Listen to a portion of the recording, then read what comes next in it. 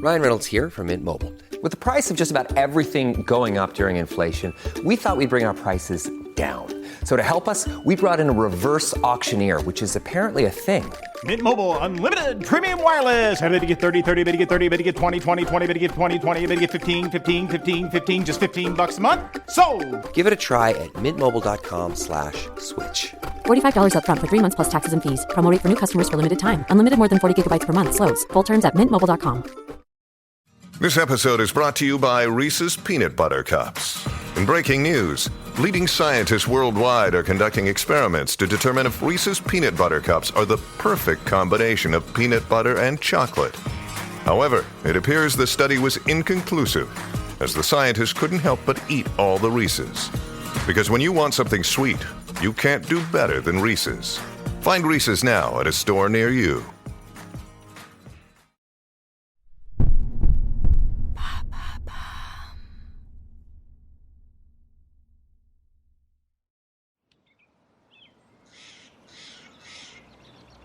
Nous sommes de retour à Saint-Gilles en 1876.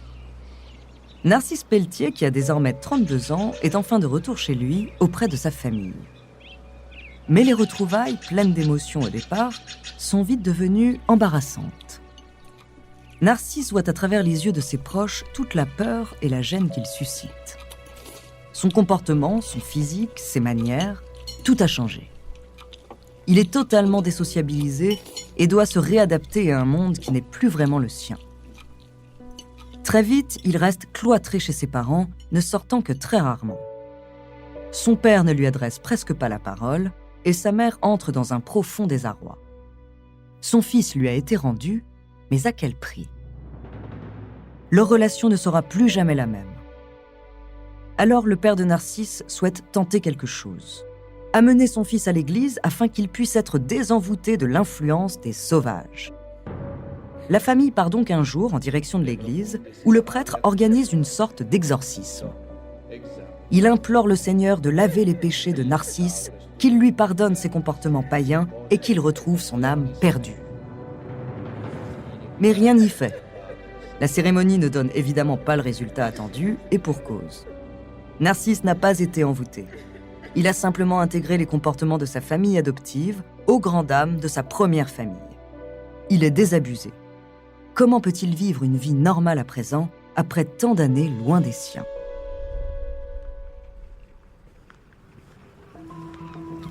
Narcisse souhaite retrouver du travail. Il se rend sur les différentes embarcations à Saint-Gilles dans l'espoir d'être embauché et de reprendre sa vie là où elle s'était en quelque sorte arrêtée.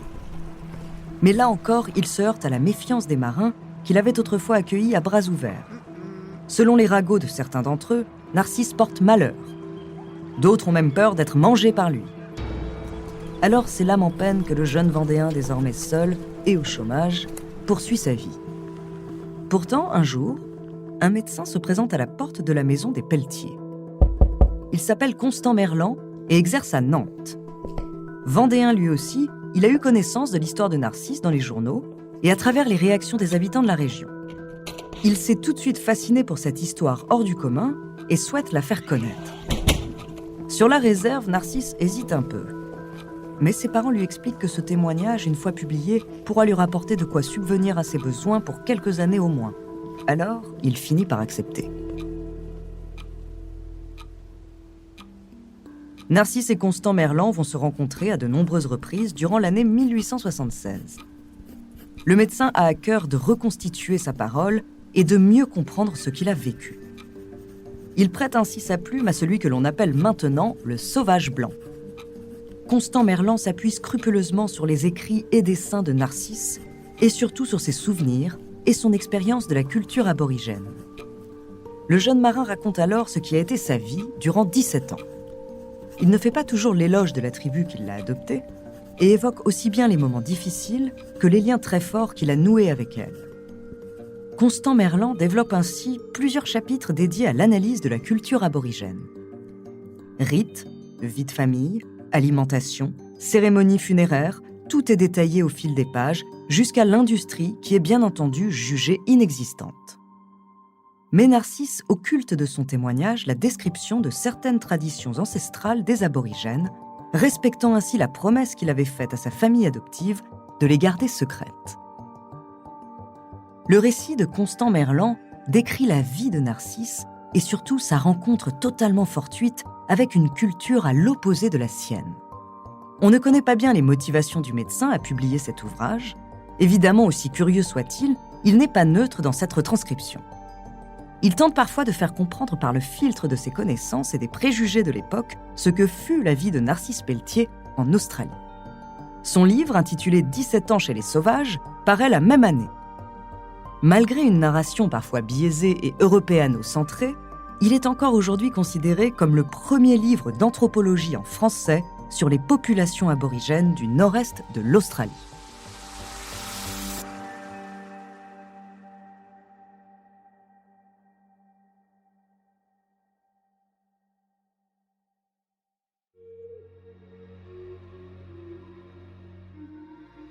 Bonjour, je suis Andrea Brusque, bienvenue dans Les Fabuleux Destins.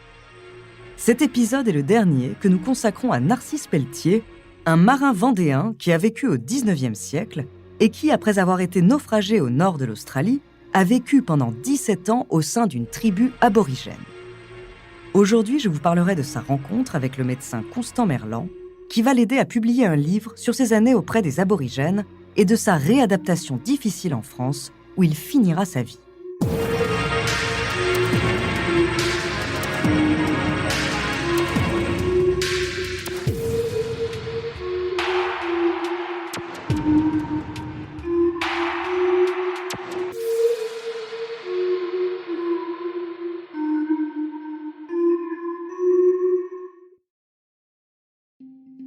Le livre n'a malheureusement pas le succès escompté, mais permet tout de même à Narcisse de bénéficier d'une petite rente pour finir ses jours sans trop de difficultés.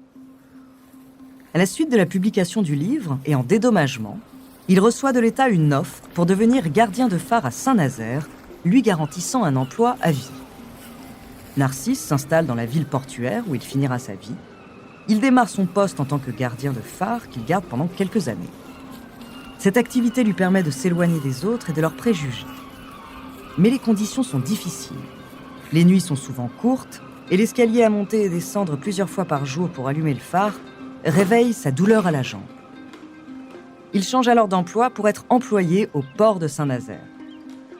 Ses collègues le voient souvent perché sur une balustrade près du port à regarder l'océan. On imagine facilement Narcisse se perdre dans ses pensées, à essayer de se remémorer sa vie à l'autre bout du monde. Une vie où il n'était pas considéré comme un sauvage.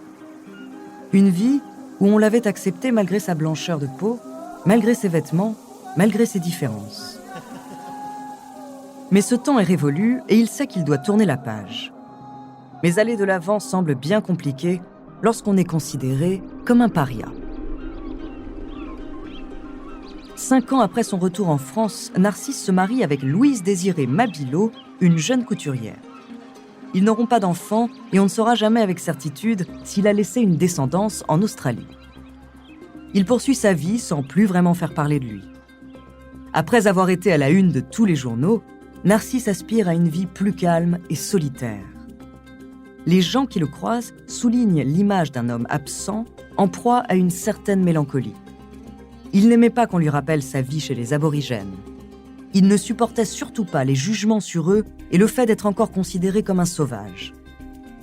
Ce surnom restera malheureusement le sien jusqu'à sa mort. Avant de continuer cet épisode, nous voulions vous remercier pour votre écoute.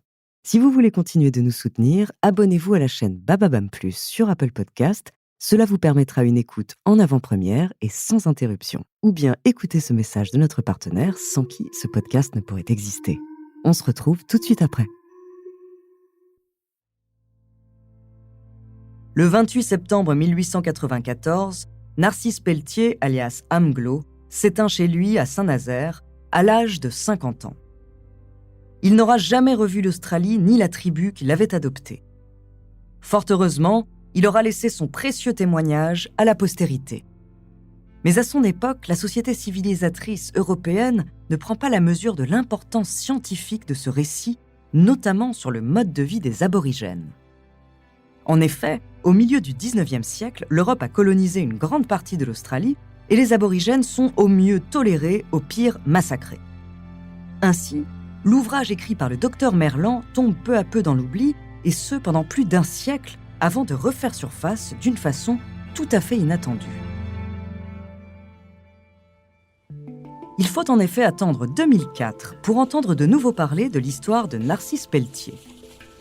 Celle-ci est alors redécouverte grâce à une anthropologue australienne, spécialiste des aborigènes des plages, Stephanie Anderson. La route de la chercheuse croise celle du jeune Vendéen lors de travaux sur un sujet d'étude. Elle découvre alors l'histoire de ce mousse, abandonné par son équipage et recueilli en 1858 par le peuple aborigène des Outanganu, dont fait partie la tribu des Oantala. Elle est stupéfaite par le témoignage unique de ce Français qui avait oublié d'où il venait et même sa langue natale. Elle se passionne pour cette histoire extraordinaire qui mêle 2 mondes qui n'étaient pas censés se rencontrer, mais que le destin a liés à jamais. Après de nombreuses recherches, Stephanie Anderson s'envole vers la France depuis Brisbane pour se rendre à Saint-Gilles, afin de recueillir davantage d'informations sur Narcisse. Elle écrit sa biographie en 2009 avec l'aide de plusieurs experts et ethnologues. Pour mener à bien ce projet, l'anthropologue reprend le fameux livre du docteur Merlan qui lui permet de reconstituer de manière fidèle qui était Narcisse et son mode de vie auprès des aborigènes avant l'intrusion des Européens. Dans sa biographie, Stephanie Anderson rend également compte du double déracinement qu'a vécu le jeune marin et de la résilience dont il a fait preuve pour s'adapter. L'histoire de Narcisse illustre le croisement entre les cultures dans une époque marquée par le colonialisme, le racisme et aussi par un certain attrait pour l'exotisme.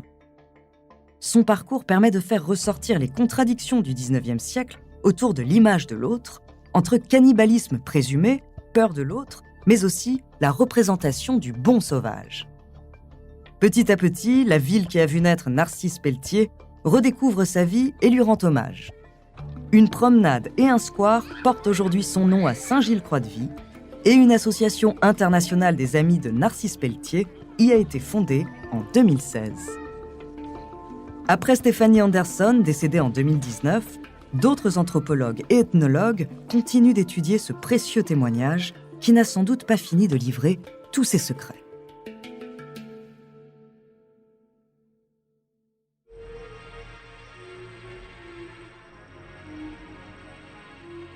Merci d'avoir écouté cet épisode des Fabuleux Destins, écrit par Marie-Lou Economou, réalisé par Gilles Bavulac. Dans notre prochaine saison, je vous parlerai de l'alchimiste qui prétendait avoir percé le secret de la pierre philosophale. En attendant, si cet épisode vous a plu, n'hésitez pas à laisser des commentaires et des étoiles sur vos applis de podcast préférés.